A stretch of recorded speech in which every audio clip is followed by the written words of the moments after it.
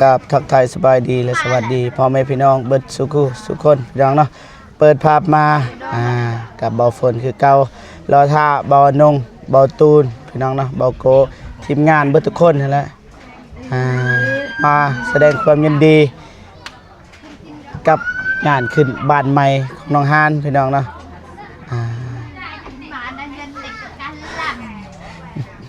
มื้อนี้เฮามาก่อนหมู่นะมื้อนี้มาก่อนหมู่พี่น้องเนาะแต่ว่าน้องเดิมก็บ่ฮู้ว่าน้องเดิมเรามาพี่น้องเนาะเสร็จแต่ตั้งแต่เมื่อคืนพี่น้องเนาะแต่ว่าน้องเพิ่นอ่านอยู่แต่ว่าบ่ตอบเฮาก็เลยบ่ฮู้ว่าน้องเพิ่นสิไปบ่หรือว่าบ่ไปพี่น้องเนาะบ่เจ็บก็บ่ฮู้ว่าสิไปรับหรือบ่นะพี่น้องเพราะว่าน้องเพิ่นยังบ่ทันตอบเสร็จเทื่อน้องเนาะไม่แต่ว่าเดินทางกับบ่ฝนก่อนพี่น้องเนาะบ่นงบ่ตูนกำลังเดินทางมาพี่น้องเนาะไอ้วงก็ติดต่อหรือบ่สบายเลยบ่สบายแล้วก็มีเวียกคันบ่สบายตัวอย่างว่าสบายดีก็บ่ได้มาข่าวเวียกพี่น้องเนาะประมาณนี้พ่อพี่น้องมีแต่ว่าไปเบิ่งบรรยากาศขึ้นบ้านใหม่ตามชนบททางด้านบ้านทงวายว่าได้พี่น้องเนาะไปเบิ่งไปชมกันเลยนะบรรยากาศก็นี่แหละชุมกันอย่างนี้แต่บ่เห็นน้องฮานครอบครัวน้องฮานบ่ทันเห็นพี่น้องนะหรือว่าบ่ทันเห็นทีมงานเฮาเนาะใส่แม่ใส่บ่ฮู้ว่ามันสิเป็นอะไรคือกับน้องสลีบ่ทางนั้นก็เอิ้นโวกเลยโวกสมูนั่นเด้พอน้องหานมาพอน้องฮานแม่น้องฮานเห็นหน้าแล้วแต่บ่เห็นน้องฮานบาดนี่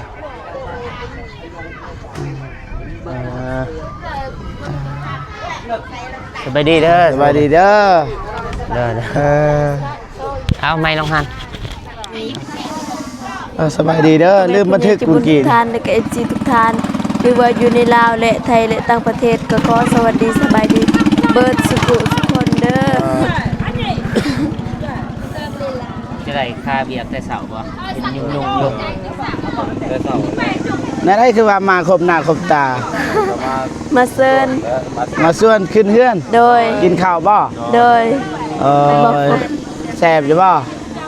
แซ่บก็แซ่บอยู่แซ่บขึ้นกับผู้มากไปบ่ฝนไปทีมงานก็สินำมากำลังจะได้บ่ตูนบ่นงกับทีมงานทางนั้นก็กำลังเดินทางมา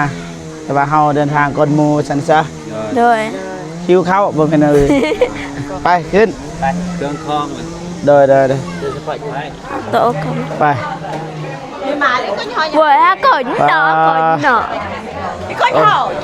ý mà mới đang lảng qua hải đi tịch người pa sọc สบายดี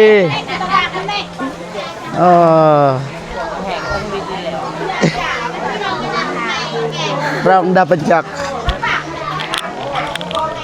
ห้ามอย่ามาเจ็บยังใส่ผลขึ้นมาปีกหน่อยหมาให้บอกโอ้ยสักแอนสบายดีเด้อโอ้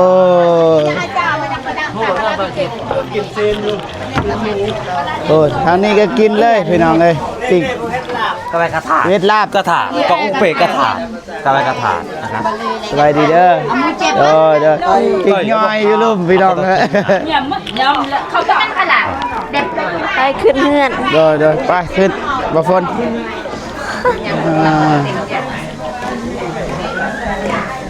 ไปเถอะฮะโอ้สบายดีเด้อสบายดีเต็มคาราเบล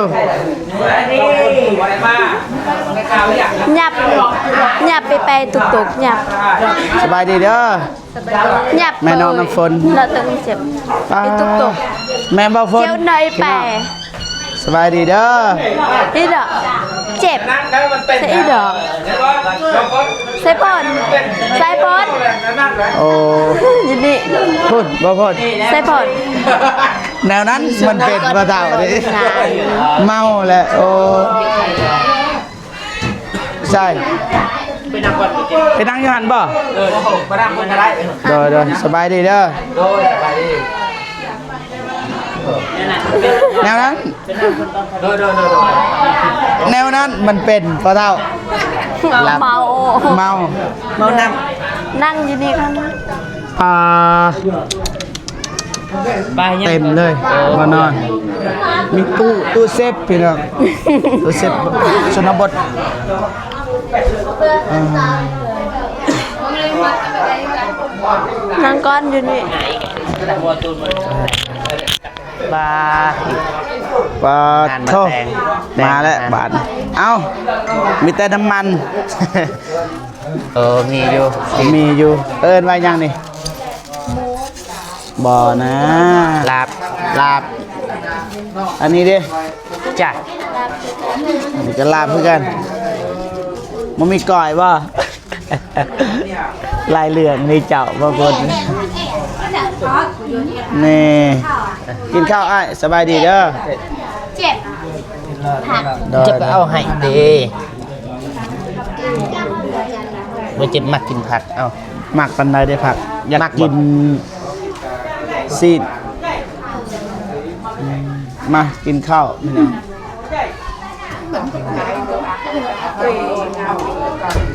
แม่บาฝนพี่น้องเอ้ยจวบกวบโอ้แม่บาฝนน่ะนี่ เหงาจ้าลองกันใช่ไหมบ่ เด้ คนลูกดูมุมสุดแม่ เห็นไหมว่า บ่แจกเลยมันเหลือง เรือมัน ระยะกินชวบสบายดีเด้อเอานี่ไปใส่นะ แต่ให้ มาบานนี่มาอายมา มากินไปมาน้องหัน น้องหานกิน มาเด้อพี่น้องมากินข้าว สามัคคี สมัคคีเนาะ กินให้เพิ่นไว้ยัง กิน เพื่อเป็นสิริมงคล แม่ กิน บานไม้น้องหาน บานใหม่ใส่ญาติเต็มไอเตียงมาว่ามาพี่น้องเด้อ หิวป่ะหิวแห้งมาบ่เจ็บ บ่ได้กินข้าวเจ้า แม่นป่ะตอนนี้ก็จักโมงสิเข้าเที่ยงเลย แม่น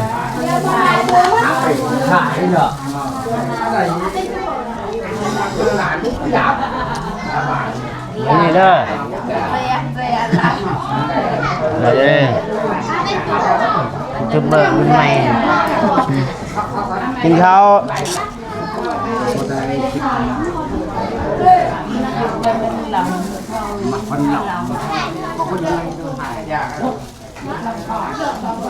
กินข้าว บ่อ้ายพ่อซื้อซอง YouTube นั่นแหละจะเข้าไปเบิ่ง บ่ได้ยินบ่ได้ เราถ่ายซื่อ หยอกเราอยู่บ่มีเลย ๆจ้ะ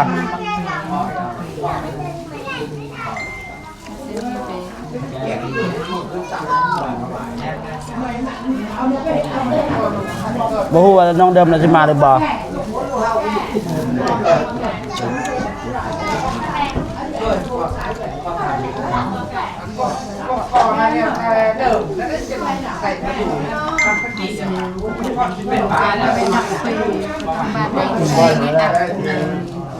น่าจะค้าเวียกน้องเดิม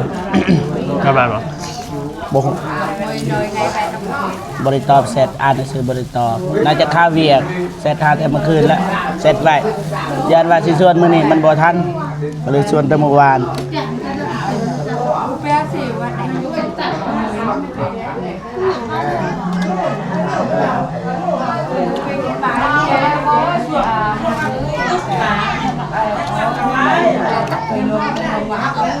เอาละ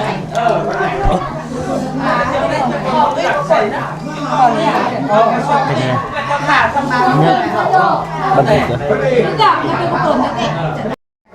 มาพี่น้องนะกินข้าวเบาฝนนี่กินน้อยเบาเจ็บนี่กินหลายนะพี่น้องอิ่มแล้ว กินแล้วเป็นไง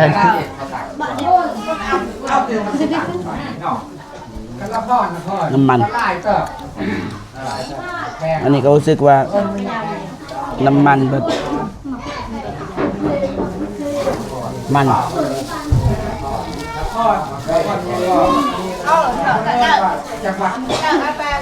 มองหาน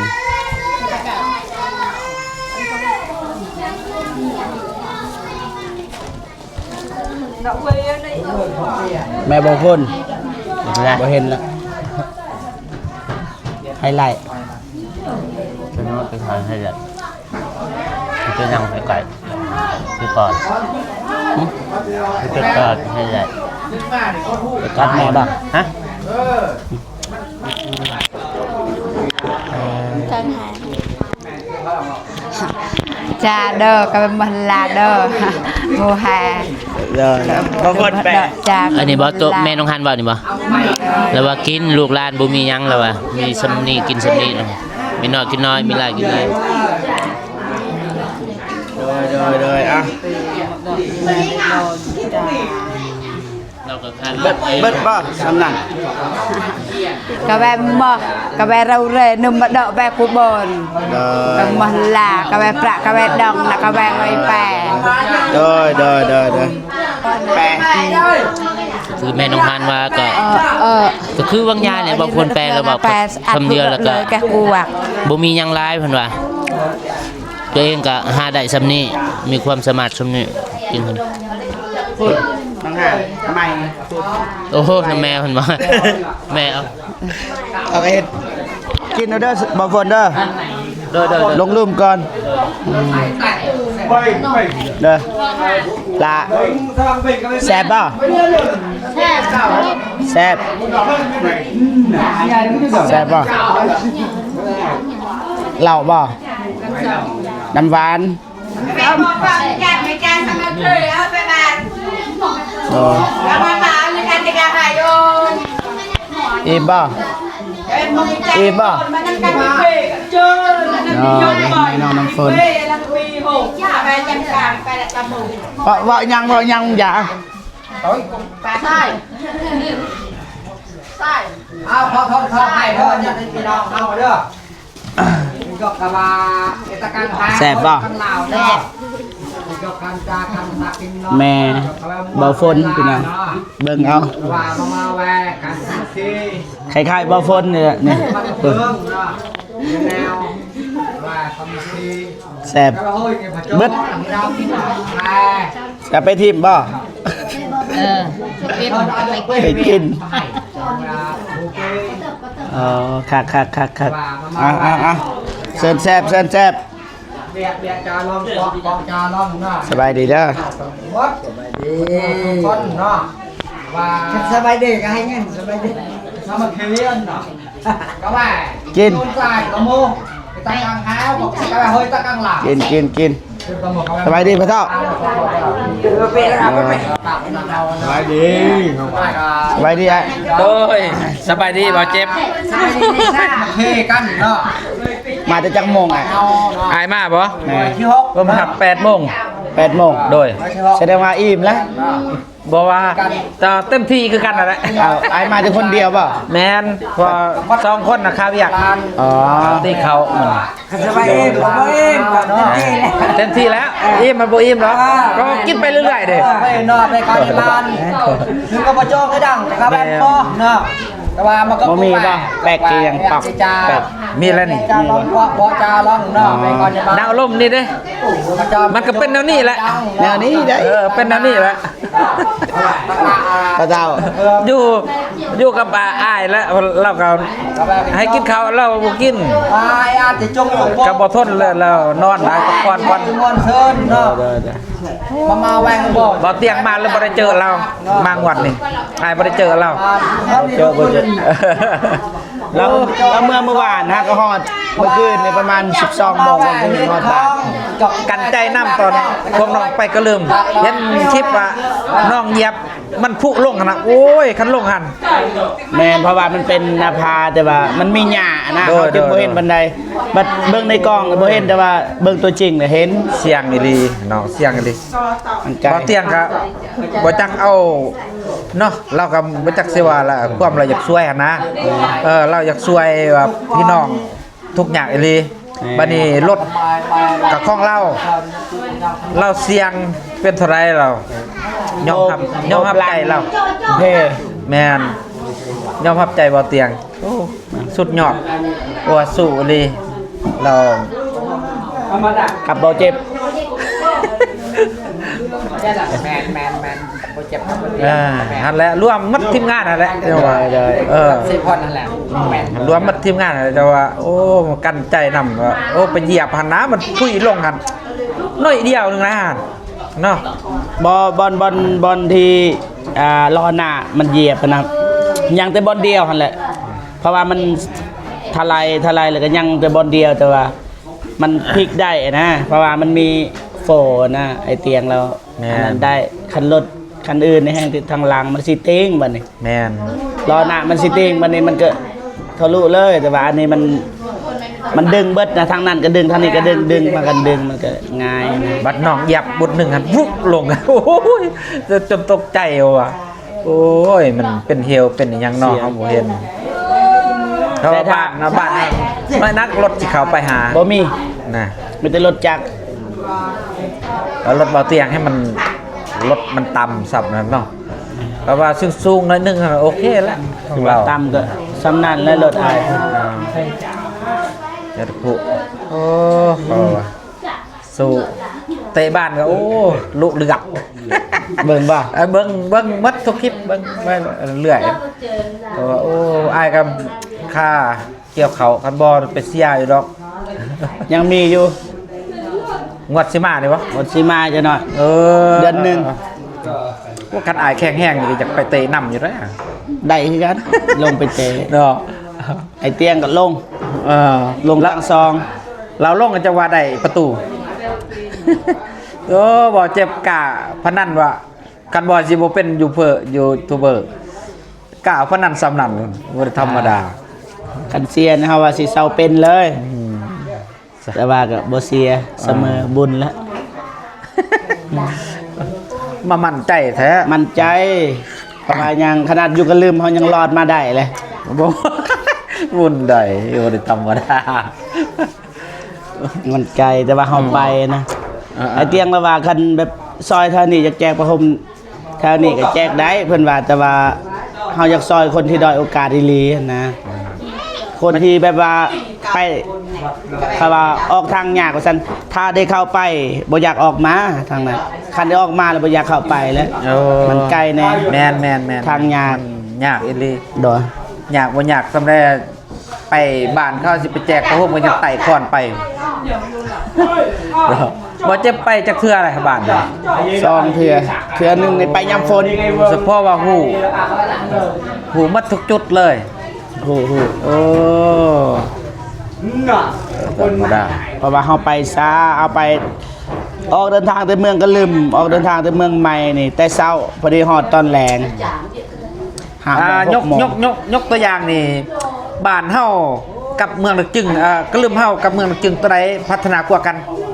เมืองดักจึงนี่เฮาบ่ทันไป บ่ทันไปบ่ ยัง โอ้หรือว่าไปเลย แม่ มีแต่เบาอนงไปเนาะ บ่อนงเราไปบ่ตูนก็ไปบ่ฮอด บ่ตุ้นก็ไปบ่ฮอด แม่บ่อนงจะน้อยทีมงานเฮาก็มาจะน้อยนี่ทีมงานอนงบ่ บ่ ตู ตุ้น น อนงเนาะ จะน้อยมาบางทีน้องบองมานำ ทีมงานเนาะน้องดื่มเด้บ่ได้มาวะ น้องดื่มนี่บ่น่าสิบ่วางเซตหน้าแต่เมื่อคืนน่ะเห็นน้องเพิ่นอ่านอยู่แต่ว่าบ่ตอบเสร็จน่าสิบ่สะดวกว่าซั่นซะแล้วว่าบ่วางประมาณนั้นแหละบ่ว่ากัน บ่แม่นเราก็บ่ว่างปกติแล้วเวียกงาน เบาตูนนี่แหละบ่ฮู้เอามือใดและข่าวดีนี่ อันแล้วเดี๋ยวว่าอายก็รุ่นอยู่ได้ครับ รุ่น ดีใจนำแล้ว บ่ดนนะตามขึ้นเบิ่งประมาณอยู่ ประมาณเดือนบ่กลายเดือนเมษาคิดว่า ผู้ใหญ่เพิ่นก็ซื้อเซาให้เลยเด้ ซื้อเศร้าซื้ออันนั้นทุกอย่างเลยเบิดเท่าไหร่ประมาณ50ล้าน ดีใจนำเลย บ่ตูนเพราะว่าก็บ่จักสิว่าแล้วเนาะขอให้มันสมดังปรารถนาแหละนั่นน่ะได้แต่ว่าเจ็บนี่มีแต่ร้อยๆซื่อๆกับน้องเดิมเหมือน น้องเดิมบ่ ว่าร้อยๆซื่อๆเนาะ บ่จักสิ ว่าหยอกไปซื่อๆว่าเราว่าจังได๋บ่ได้เอาจริงเอาจังเด้ ก็บ่จักสิว่านะครับก็เบิ่งกันไอ้น้องนั่นแหละคันสิว่าก็ได้ความฮักก็มีในอันแหละแต่ว่าส่วนน้องเพิ่นก็บ่ว่างช่วงนี้บ่ฮู้ว่าเมื่อวานก็อยู่บ้านเฮานี่แหละบ้านห้วยดำแต่ว่าบ่ค่อยได้ไปหาเลยช่วงนี้ ว่าคืออ้ายกับเห็นทุกคลิปดอกบ่าวน้องแล้วก็ผูกแขนร้านก็ยังบ่ได้ไป บ่ได้ไปคือกัน แม่นบ่ได้ไปค่าก็คืออ้ายว่าในช่วงน่ะเห็นว่าอ้ายจะว่าโอ้น้องเอ้ยอ้ายมาเบิ่งคลิปว่าน้องว่ามีทางแม่พิมพ์ละซอยนะถ้าอ้ายก็โอ้ดีใจแหละมันนึกมาเขามันล้มหมดวันนี้จ้างคนเกี่ยวเฮาก็มันบ่ทันนั่นเด้เฮาก็ต้องได้จ้างเขาข้อนำบ่เจ็บเอ้ยโอ้มีอยู่อ้ายโอ้อ้ายดีใจกัน อ้ายดีใจเลย มี อืม น้องก็โอนตามจำนวนที่ โดย ที่ทางห้านเขาโอนมาเลยทำได้ทางห้านเขาโอนมาเขาก็โอนสำนันเลย นั่นแหละมีหยังก็โอ้ขอบอกขอบใจทางผู้ใหญ่เพิ่นแหละขอบอกขอบใจเลยสุดที่แหละขอบอกขอบใจและก็ขอบอกขอบใจทางบ่เจ็บอีกครั้งนึงไว้เลยสุดใจอันในใจว่าก็บ่มีหยังแล้วแต่ว่าการซอยที่ว่าซอยสร้างเฮาก็มันจะเป็นจังซั่นล่ะพอได้แก้ไขนะพอดีแล้วมือซื่นนี้อ้ายก็ดี เกี่ยวข่าวป่ะ โดย ได้จักสอบอ่ะ ไปปั้นเขาได้50ซอบ50ซอบ ขายป่ะ บ่ทันได้ฮู้ตัวน่ะ บ่ปกตินี่ไอ้ขายบ่เขา ปกตินี่ก็สิมีขายอยู่ขายแบบว่าเวลาเฮามันจุจนหาเงินบ่ทันนะขายออกเล็กน้อยๆนั่นน่ะ บัตรเข้าเบิดก็ซื้ออีก เขาหมดแต่ว่าก็ขายประมาณบ่หมดถ้าว่าหมดเฮาสิซื้อมันบ่มีได้ครับเวลาเฮาสิหานะบ่ทันแต่บ่พอสิได้ซื้อนะก็พอได้กินนะ โดย เวลาพี่น้องว่าปั้นขอปั้นกินเขาก็ได้ชี้ให้เป็นอย่างนั้น โอเค ตามสบายวันนี้อ่ะ โดยอันนี้ก็อยากเบิดเลย แม่ ยังแต่ บ่ทันได้หมดเด้อของแท้นะ น้ำมัน โดย หั่นมัน น้ำมัน ไปขอบใจหลายๆไอ้ ดังกับนะแนวหน้าหน่วยเพิ่น ขอบใจหลายๆเด้อขอบใจทางนี้ก็เอ้าหายเบิดเลย ลัง ยังแต่ต้องหาน แนว2คน แซ่บป่ะ ไปเลยกันบ่ พอเลยแบบบุกติดยา แซ่บป่ะ กะ บ่แซ่บเรียบแซ่บสบายดีเด้อโอ้ยอายกล้องพี่น้องเลยครับปีสบายดีอายซื้อยังบ่เจ็บถึกแล้วขันบ่ถึกนี่กอกเด้ไปพี่น้องลงเบิ่งบรรยากาศอยู่ด้านล่างพี่น้อง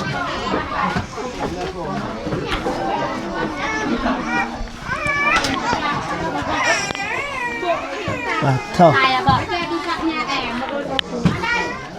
สบายดีเด้อ สบายดี น้องน้ำฝน กินข้าวแล้ววะ แต่ผู้บ่าวรอๆอยู่ทีมเดียวสบายดีเด้อ สบายดี cái mà về สบายดีเด้อ สบายดี này cái nhà một giường สบายดีพ่อน้องหาน สบายดี เด้อเอาเฮ็ด cái tả เต็มหม้อ ที่กบที่มาปล่อยหนังมากันทอง ไม่สบายบ่ เอาไปจะมาเลย เกี่ยวเขาไอ้เจ็บกินแล้วบ้าเข้า กินแล้วโดยโอ้ยเต็มเลย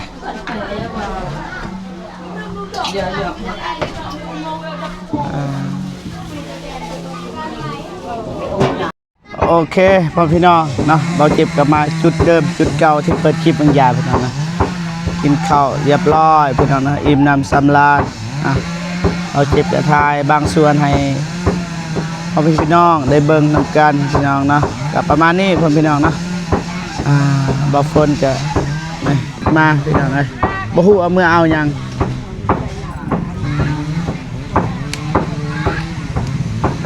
ปัดเถอะ